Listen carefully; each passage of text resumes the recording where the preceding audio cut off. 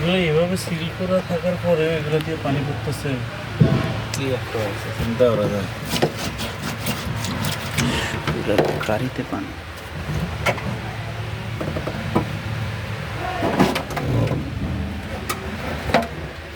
পানিতে ধুইতে ওটা ফুল সমস্যা। হ্যাঁ, সব খোলা হয়েছে। ভালো করে ওয়াশ করে তারপরে হাওয়া মাইরা ক্লিন করতে হবে, শুকিয়ে দেবে। সব পানি আর পানি। এটা ভিজে পুরাটা না, ওটা পুরোটাই ভিজে। এইগুলা ভাই রাবারগুলো যে লাগাবে,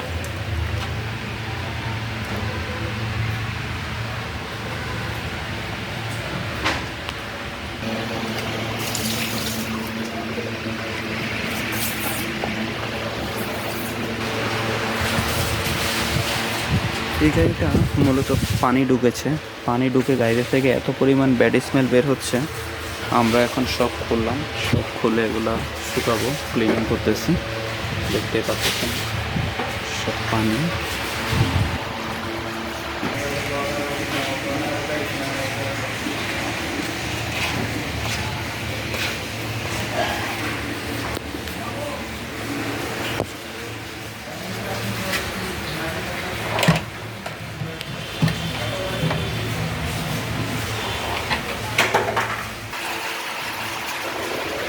এটা হলো এক্সটেল নন হাইব্রিড।